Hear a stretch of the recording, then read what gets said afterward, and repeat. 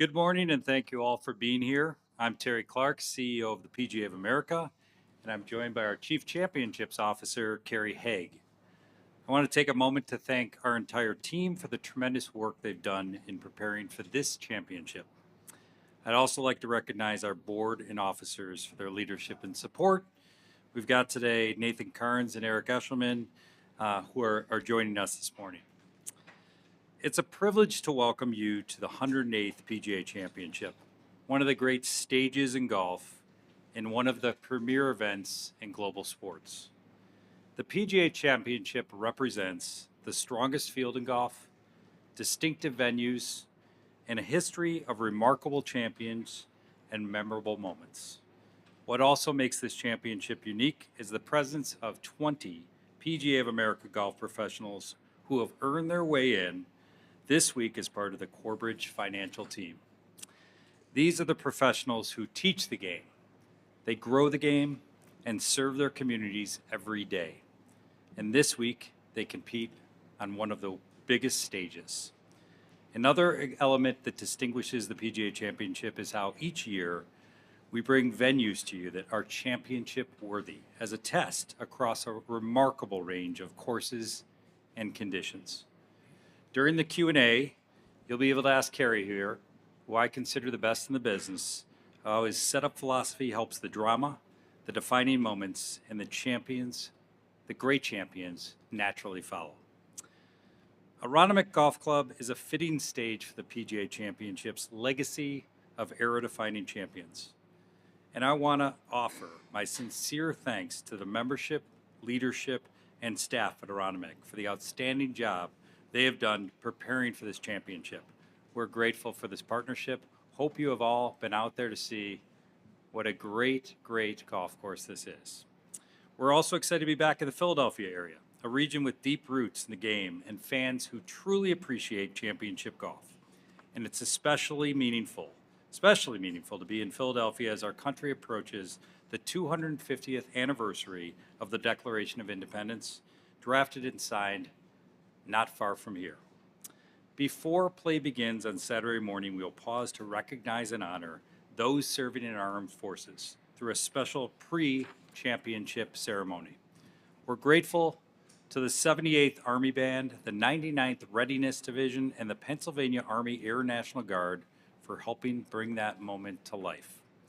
And thank you to our volunteers, more than 3,100 volunteers from 37 states and 5 countries, along with our partners and sponsors who make this championship possible.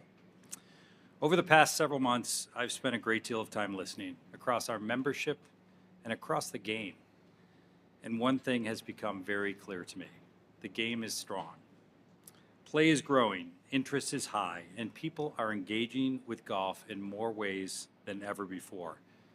At the center of all this momentum is the PGA of America golf professional. They are the coaches, the leaders, the operators, and ambassadors who carry the game forward every day across our 41 sections throughout the country. They are the heartbeat of golf. One industry leader recently called them the CEO of golf in their zip code. I think that captures it perfectly. If you want to understand the impact these professionals have, look no further than Jesse Dromer from Riverbend Country Club in Houston. A few weeks ago, Jesse won the PGA Professional Championship at Bandon Dunes, and now he'll lead the Corebridge financial team into this championship.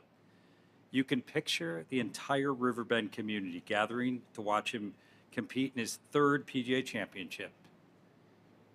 Kids he's coached, members he's taught, families he's supported, and all those he inspired with the game of golf. And that same impact is reflected in programs like PGA Junior League, which is helping introduce young players to golf every single day. And our PGA professionals are a main reason those players stay in the game. Instruction remains one of the most powerful ways we grow the game, and it's an area where our professionals continue to lead. And their impact reaches the very highest levels of the game. We saw that again last year at Quail Hollow when Scotty Scheffler shared his victory with Randy Smith, a PGA professional whose guidance has helped shape Scotty's journey since his early days of the game. That relationship says a great deal about the lasting impact that the PGA professionals have every day. And we see a clear opportunity to continue to strengthen the role of the PGA professional. We want being a PGA professional to remain one of the most meaningful and competitive careers in sports, with strong opportunities, long-term growth, and the ability to make a real impact in communities across the country. That's what they're doing today. We also recognize our responsibility as stewards of the game and as the voice of the recreational golfer. Today, more than 45 million Americans engage with golf in some form, and we have the responsibility to keep the game welcoming, accessible, and growing. Through our members, our sections, and PGA Reach programs like PGA Hope and PGA Works, we're continuing to expand opportunities for more people to experience the game. And that brings me to our championships. The PGA Championship, the KPMG Women's PGA Championship, the Senior PGA Championship, and the Ryder Cup are extraordinary platforms for the organization and for the game itself. These championships showcase the very best in golf and help fuel our broader mission by allowing us to reinvest back into the game, into the communities across the country. We believe there is significant opportunity ahead to continue elevating these championships. From fan experience to storytelling to partnerships and how we position these events globally. And with the Ryder Cup specifically, we learned a great deal from Beth Page. There were areas that did not meet our expectations or our standards, and we're focused on improving them. We're also already working with Captain Jim Furyk, who you just heard from, on building a more structured and repeatable approach moving forward, focused on preparation, continuity, and sustained success. More broadly, we will continue operating as a focused, disciplined, and modern organization, clear in leadership, aligned in execution, and committed to continual improvement, because how we operate matters. Before I close, let me briefly address one topic I know is of interest. On the golf ball, we've been consistent with our feedback to the governing bodies. We remain focused on advocating for the recreational golfer and avoiding any changes that could negatively impact their enjoyment of the game. We appreciate the continued collaboration across the governing bodies and broader golf ecosystem as those discussions continue. We won't always agree on every issue, but I've been really encouraged by how collaborative this sport is, and I'm focused on what's best for the game. So, when we step back, our focus is clear: strengthening the PGA professions, growing the game, and continue to elevate our championships and global platforms. And we believe this is a moment of real opportunity for golf and for the PGA of America. Our responsibility is to build on that momentum in a way that strengthens the game for the next generation. We're proud to be here at Aronimink for the 108th PGA Championship, and we look forward to a tremendous week. Thank you. Ladies and gentlemen, that is Terry Clark, the CEO of the PGA of America, next to Kerry Haig, the Chief Championships Officer of the PGA of America. If you have a question, we'll wave down a mic for you. Let us know who you are, where you're from, and we're ready to begin. Looks like we have microphone A, please, first. Hey, Terry. David Rumsey from Front Office Sports. The PGA Championships purse in recent years has increased alongside the greater prize money boom in golf, but it has been third among the majors and even behind the $20 million signature events on the PGA Tour. I'm curious, I don't know if you want to break any news about what the purse this week will be, but just in general, what is your approach going to be for making sure this championship continues to be competitive from the prize money perspective while also, staying financially responsible for the organization? Yeah, it's a balanced approach. Thanks for the question. We're really focused on all aspects of how do we improve and continue to look at improvement of the assets we have, including the PGA Championship. So this is a really important one. Obviously, it's something we look at every year. We look at how do we continue to see purses at that point, and it's something we make a decision on. So we're making a decision on this week. I'll let Kerry comment around this week's purse, but really focused on something that we evaluate all the time. And it's not always in comparison to all those. It's what are the factors that really make sense. We do look at it as an annual focus around how do we get at competitive purses. Good. Thank you, David. Mike B, please. Hi, Jeff Shackelford, the Quadrilateral. Two questions for Kerry and one for Terry, if I could. Kerry, there's a very extensive player code of conduct policy posted in the locker room. Can you just tell us how that's different from the one that the Masters implemented quietly this year? Yeah, the player code of conduct, Jeff, is something that has been a collaborative effort among all the majors and the major tours, DP, World Tour, European Tour. We had a number of meetings to discuss the issue and how we could come up with a program that we feel is fair and effective, so that certainly from our standpoint, which is all I can speak from the championship way, we have adopted the code of conduct, with the aim being to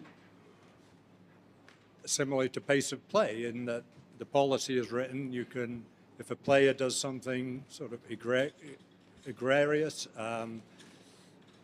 unfortunately, we would give a warning to that player.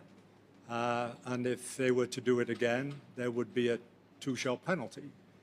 And there's a sort of number of sort of examples in the code that sort of gives us some guidance. But it's really for the good of the game that we're implementing it, to try and make sure everyone is behaving appropriately, professionally, and as we would want our children and people watching to see the major championship. In the 11th green, a lot of players have expressed concern, caddies as well, that might be kind of on the edge. Will it be treated differently this week than other greens because of its slope and speed? Yeah, the 11th green is the most severe greens complex on the golf course.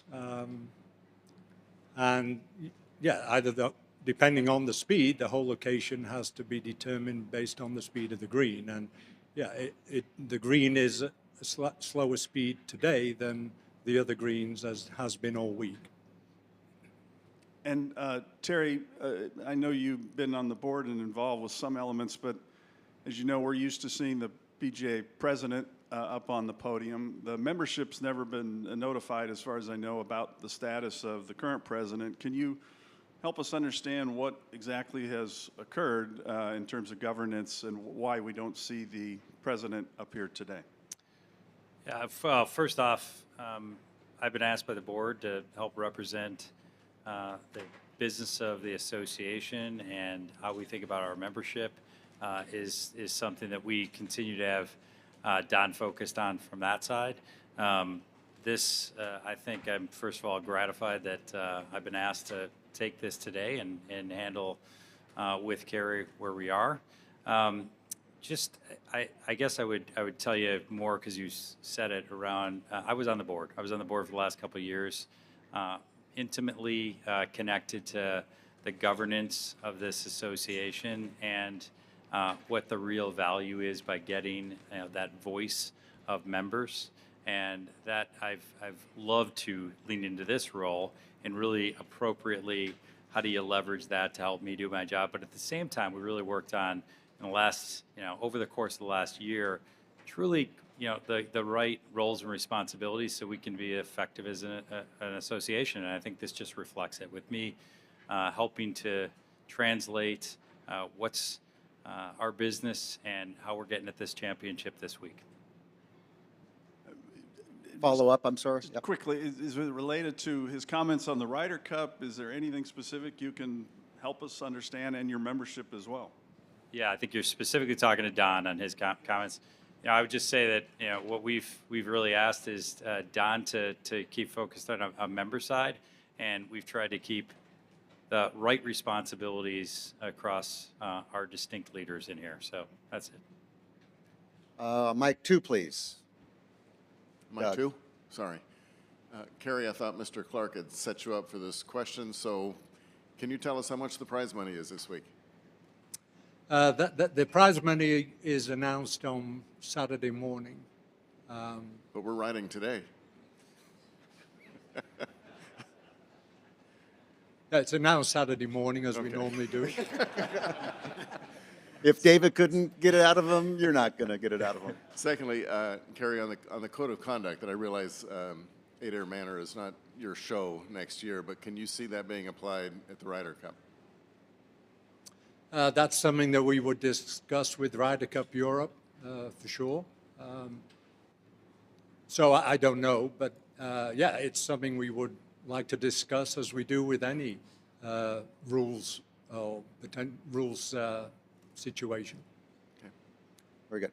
Rex, whatever mic number you are over. 3. 3. Thank you very much. Seems about right. Even par. Terry, this question is for you. You addressed the rollback, Rex Hargard with Golf Channel. You addressed the rollback, and you said you would be interested that was negatively impact the recreational game. In your mind, does the rollback do that? Don't know yet. I mean, I think that's part of what we continue to look at, and we continue to feed back to the governing bodies and allied associations that what I've been really encouraged with, and again, newer to the role, a couple months in, haven't been rolling around in that topic for all this time. But what I've been encouraged with is the governing bodies continue to take that feedback and hear what's most important. What do we hear grassroots? What do our members hear? And what do they hear from people that actually play the game each and every day?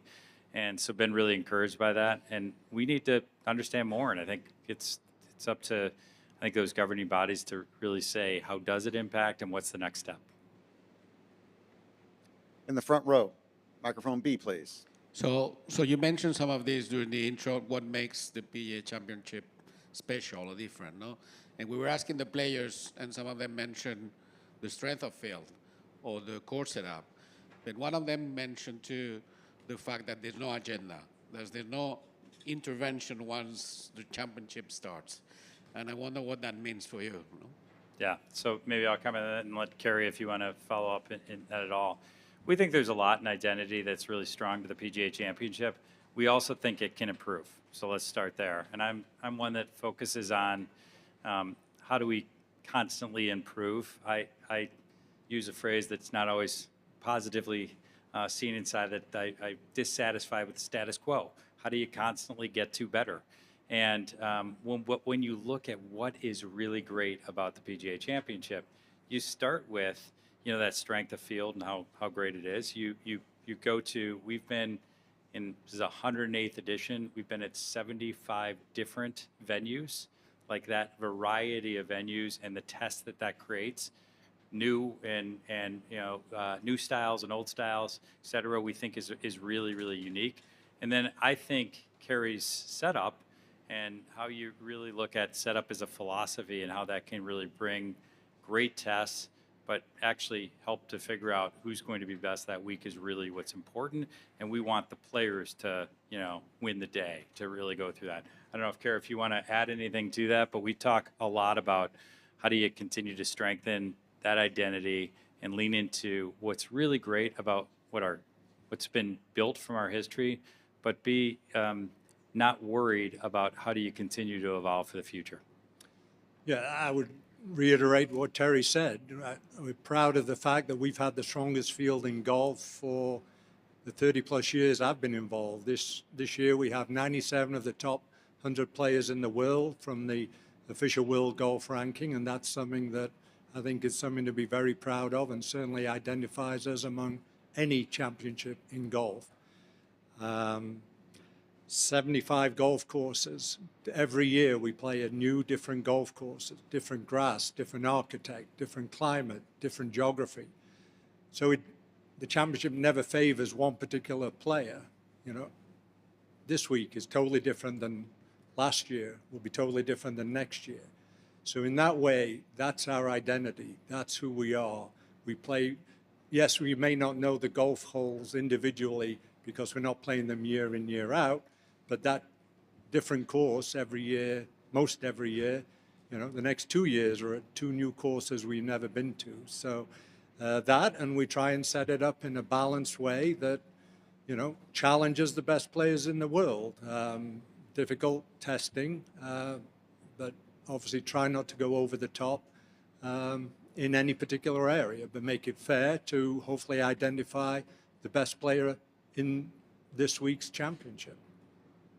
We're reminded of that again last night. We had our champions dinner, and all you need to do was look around that room and see who has won that championship over the years, and it is an exceptional list. And Kerry's helped create, and these venues have helped create these opportunities for the best players to shine.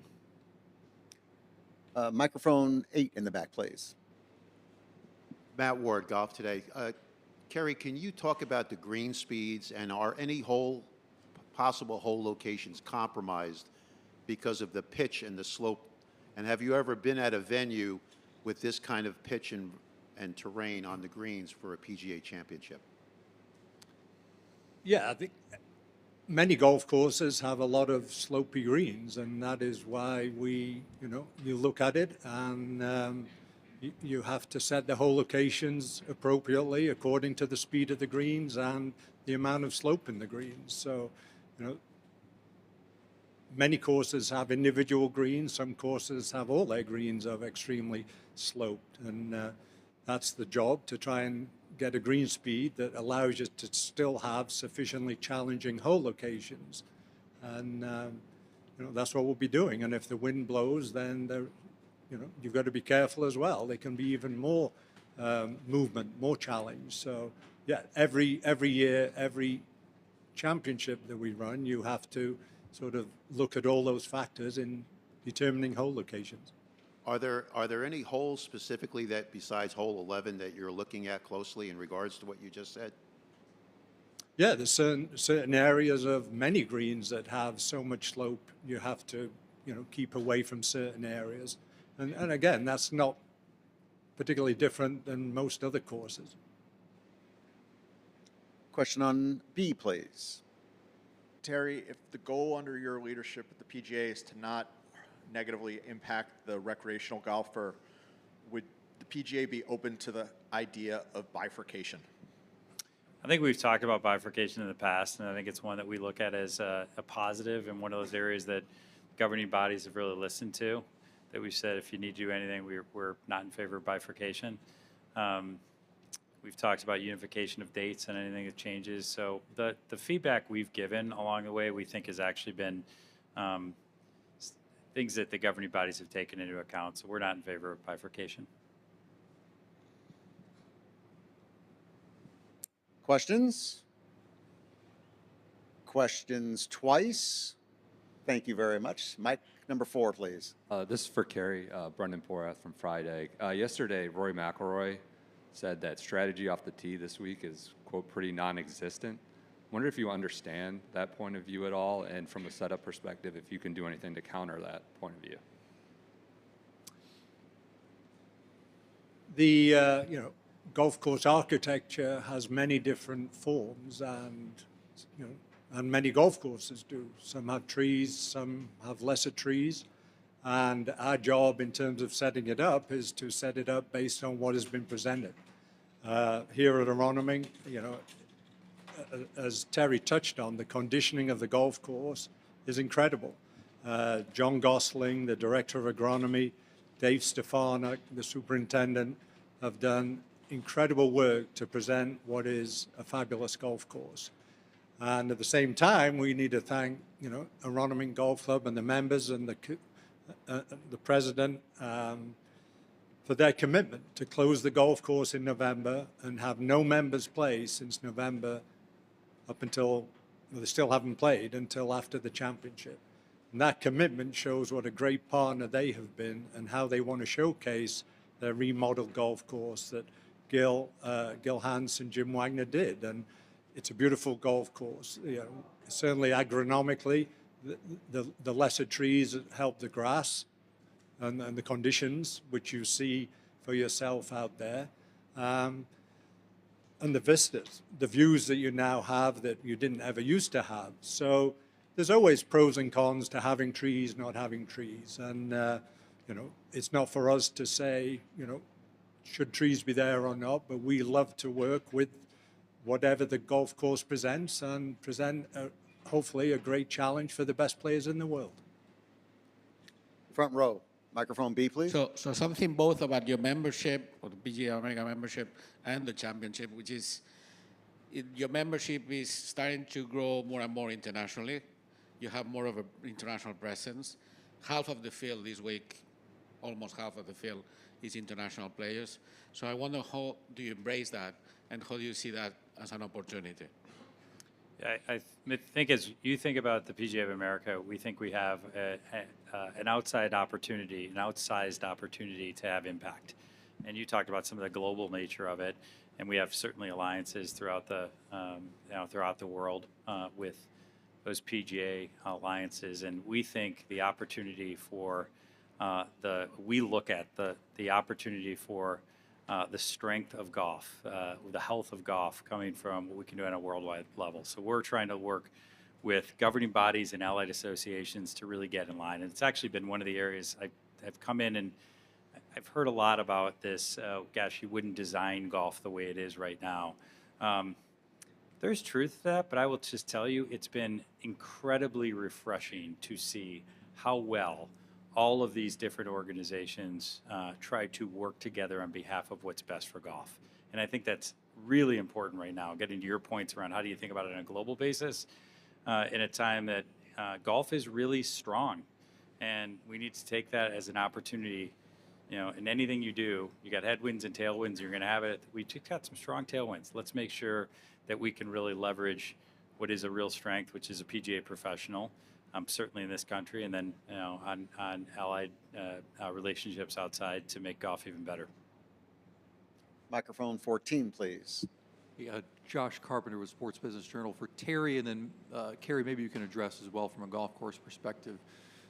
Terry, your predecessor talked at length, I think, about the commercial viability of the May date, why it made sense, you know, beginning of the golf season, ability to cross-promote with TV partners.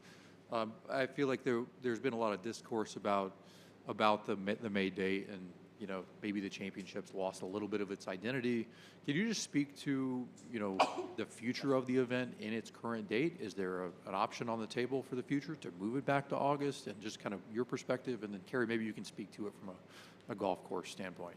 Sure, and I would love Kerry to speak to that in just a moment too. One of the things I've really tried to do is come in and ask all the questions. What works, what doesn't? What do you wish would happen? And I've done that across not just inside of our organization, but to players, to some of our partners across, some of our sponsors, and really taking that in. At times, I actually think that people have looked at that as I'm pushing to try to change something. No, I'm trying to gather as much information and figure out what really can be better about it. Specifically to the date, I've heard that from a lot of people. Some people really believe, gosh, you had an identity tied to, August, and that's different. I'm like, well, I actually think your identity is tied more than just time, and we talked about some of those elements there.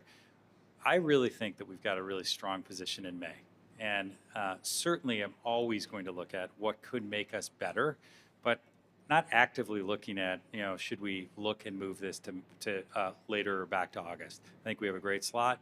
I think we can stand out in a window of, it's nice when you get the monthlies around the majors. I really believe that there's a unique spot that we sit.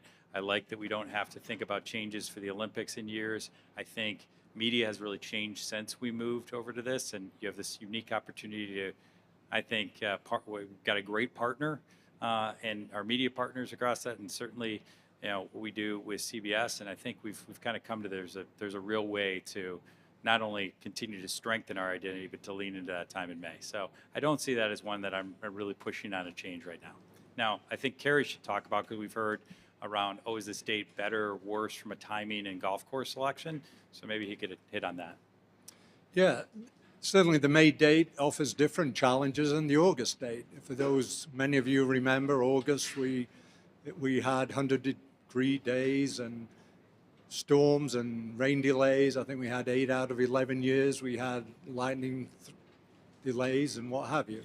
That, combined with the Olympics having to change date every 4 years anyway, and the tour and the playoffs moving up into August, made a lot of great reasons for us to move to May. Now we're in May. Golf course conditionings, while it's a little different and maybe a little stressful, because certainly when we play in the Northeast, the grasses don't really get going until 2 or 3 weeks ago.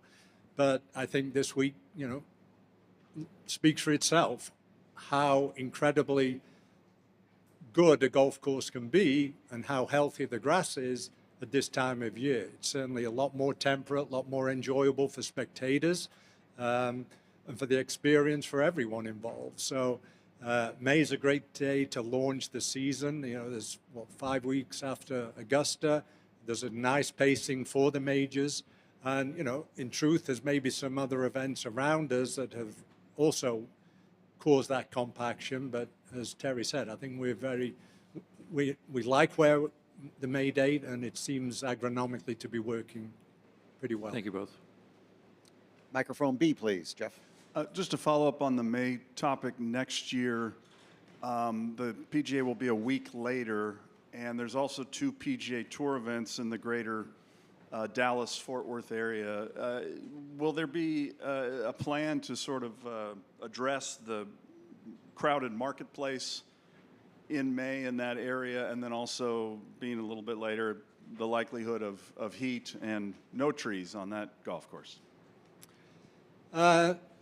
That's a good question, Jeff. I can only speak for the championship. I would say that the response that we've had for our sales for the championship, for both ticket interest and hospitality, have been very, very high, and we are delighted with the response that we're having.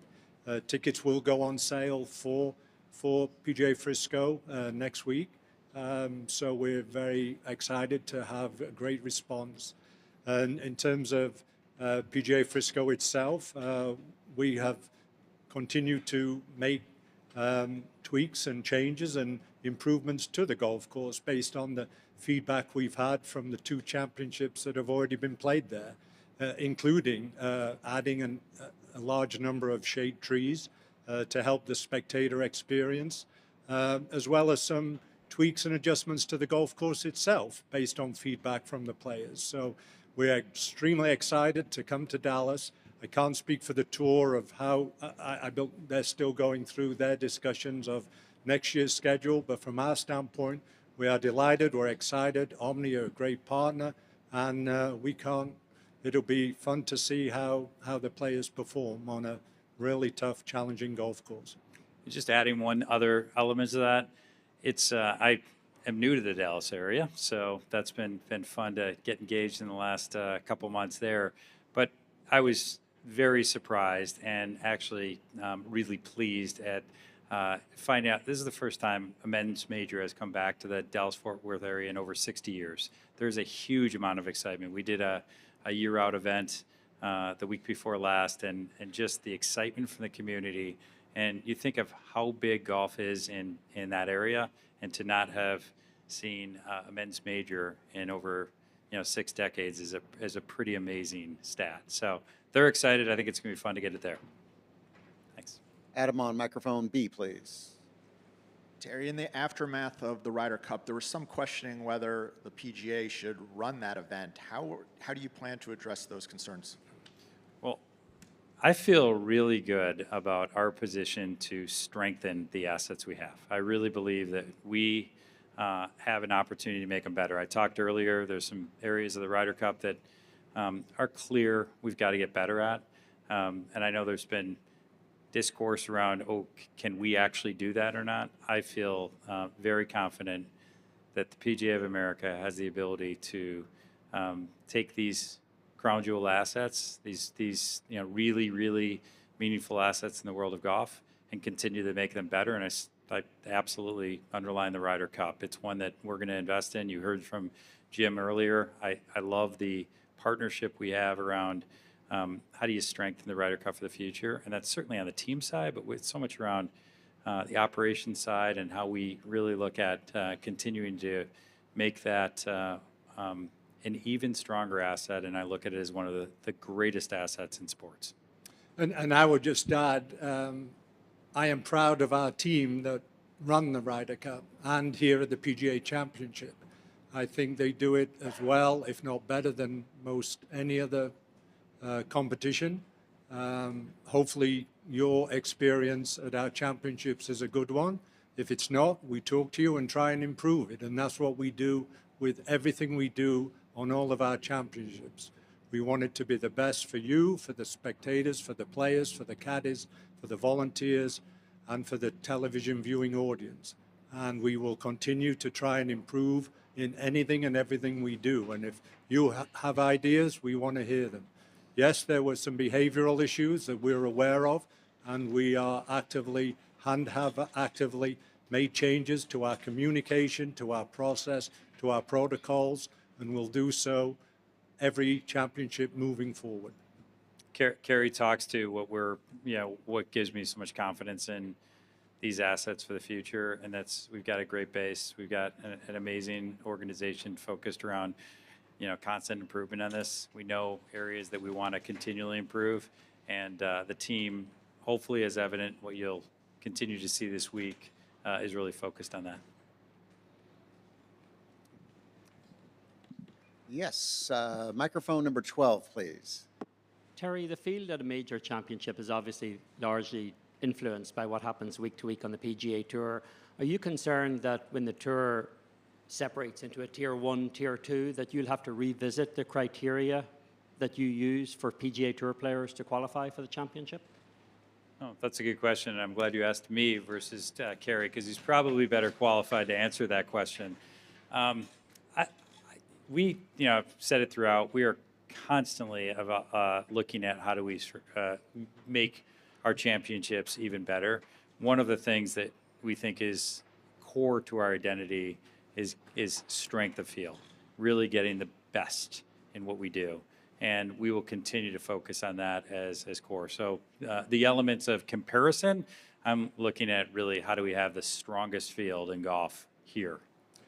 Yeah, and I would add, Eamon, that as we do now, we look at every tour, every money list, every points list, and if that were to change or tours were to change that, we would continue to look at either or both of those. To Terry's point, we want to identify the best players to invite them to be able to play if they're not already exempt. And we continually, adjust and change some of those criteria based on how the game evolves and how tours evolve. Microphone A, please. Hi, Emma Dooling with the Philadelphia Business Journal. This is for both of you. I'm going to take you a little bit local here, but now that you're a few days into the event, can you talk about what the experience has been like so far hosting at Aronimink and in the Philadelphia area as a whole? Yeah, I'll start. I can just say the partnership, as I said earlier, between us and the club, but just as importantly between Newtown Township and the whole community have been incredible. The traffic control, the police, the security, the entire spec teams that we have used and worked with have been first class. And obviously, the first 3 days, the support that we've had from spectators to attend has been wonderful. And, we are sold out for the 4 championship rounds and look forward to welcoming a sports crazy community to enjoy what we hope will be a truly great championship. Yeah, the Philadelphia area has been amazing. This has been we talked earlier about venues being so important and variety of those 75 and venues in 108 years, and we were last here in 1962.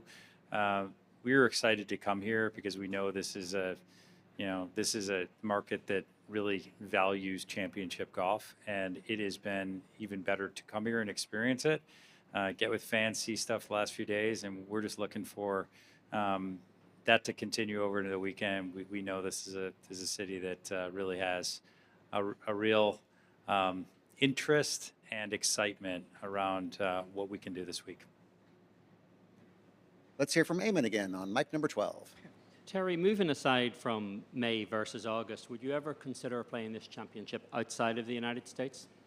It's another question that we've been getting a little bit this week. I don't see that being a real focus as far as right now. It's not something that I've really looked at and discussed. I think we have a great identity, and that identity tied to those venues here. We have plenty of opportunity to establish that identity as part in this country. So I don't look at something like that as something I'm really interested in focusing on right now. I never say never, because we're always trying to improve what we do, but I wouldn't put that as a high priority at this point.